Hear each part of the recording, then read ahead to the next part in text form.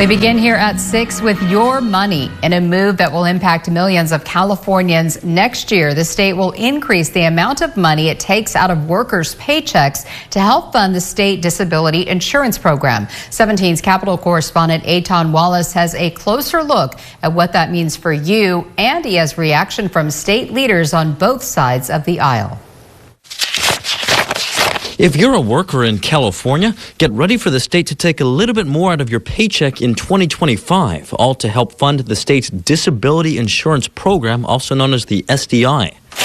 As of today, the state already takes 1.1% of your earnings from your paycheck to help fund the SDI program. But come 2025, the state will increase that rate to 1.2%. It comes after the director of the California Employment Development Department, or EDD, Nancy Farias, earlier this year approved the increase. The EDD stresses by law, Farias is allowed to make such an increase each year as long as that increase is relatively small and is calculated based on a very specific, complicated formula.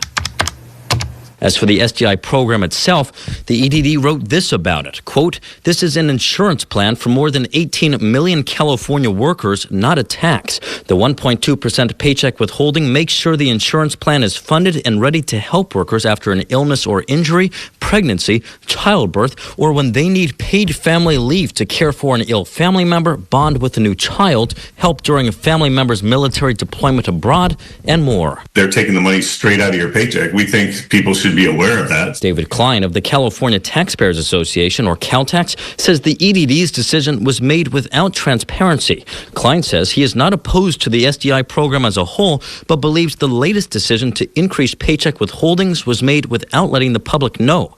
The EDD says it did post the new increase on this part of its website, but Klein says the agency did not put out any other notice or press release and should have done so. Some people will look at this tax and say, well, it's only $50 a year, $100 a year.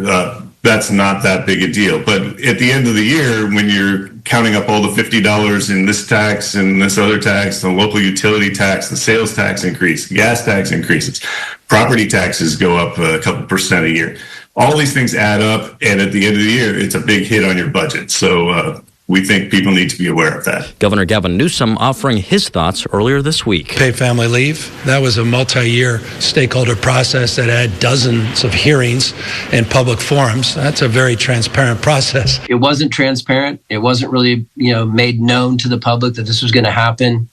And now, come January 1, those paychecks are going to be a little bit tighter.